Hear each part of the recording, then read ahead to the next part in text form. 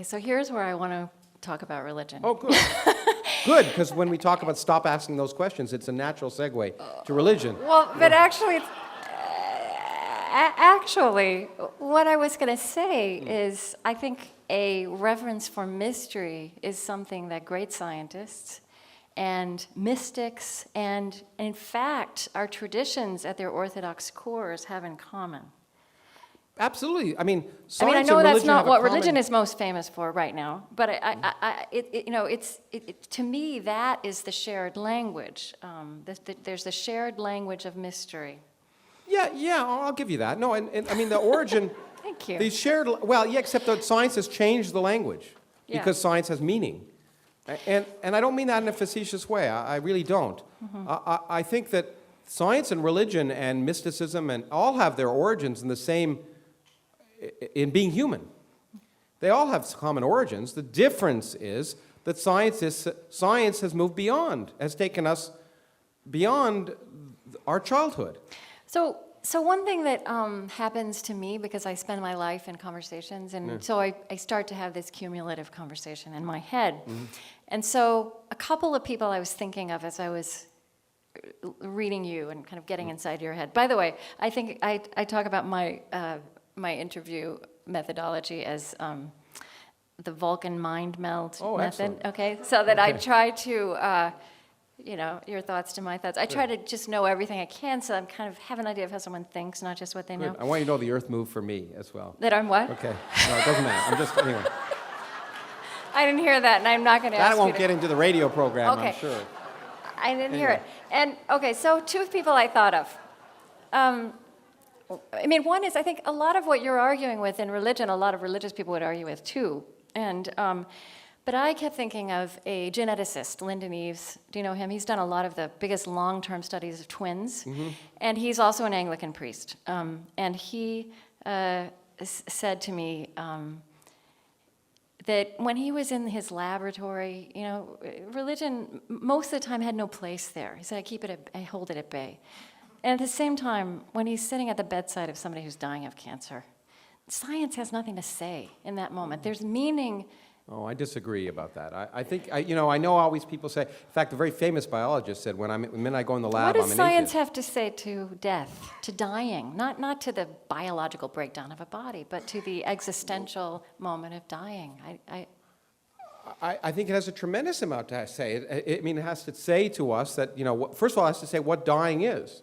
What is dying? Oh, What's yeah, the process okay, there's of dying? that. There's that. No, because we're all going to experience it. And I think a realistic assessment of what the process is helps us understand what we're going to experience and try and make sense of it. But It seems to me you can't make sense enough to make even an ethical or moral decision without understanding the basis in reality. You can, of course, but when you make your ethical and moral decisions without a basis in reality, then you end up with the Republican Party.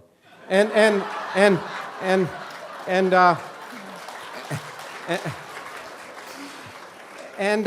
I'm serious. It was a joke, but I'm serious. And science can say, look. What seems to me what science could say is what I've sort of said in the book is that look. There's no, so people are going to say, if what I'm about to say is going to sound awful, and I'm not going to go to someone's bedside and offer this, okay? It's up to them to decide if they want to look at these things, but we should at least offer the possibility of that knowledge, that there's no evidence, in fact, every bit of evidence that there's no afterlife, that you're here, but in fact, the meaning of your life is the meaning that you make. And in your life, you've made incredible meaning. You've created love for other people. You've brought up children. You've created new knowledge. You've allowed people to have livelihoods. And that meaning has made your life worthwhile. And enjoy every second of being alive. And death is a sad but necessary part of being alive. And that may not sound like the same comfort of saying that you're going to have eternal life and you're going to be with your family. I don't think Lyndon Eaves is talking to people about eternal life. No, but I don't see why that's any less comforting. then But what you just said isn't science. yes, it is. It's saying there's no evidence. I mean, here's what we're saying is that. But is- you can't put meaning under a microscope. You can't shoot particles at it in the large hadron No, but I collider. don't understand what meaning is till I ask the questions of how the universe behaves. And look, we can never disprove purpose.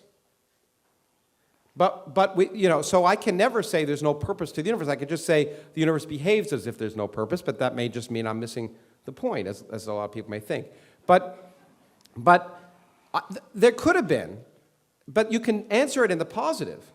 But there's no evidence. The stars tonight, if the stars tonight realigned themselves and said, I am here, in Greek, presumably,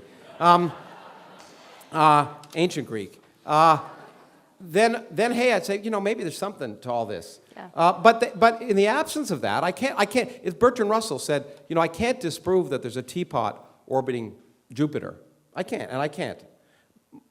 There's no evidence of it, and it's highly unlikely. And I think providing that reality check is useful to people, not just when they're dying, but when they're alive. It seems to me, some people say that religion gives meaning to their lives, but to me, the knowledge that the meaning we have is the meaning we make should inspire us to do better. And so I personally think that every single thing that religion provides, rationality, empiricism, and science can provide, and not only that, it can provide it better.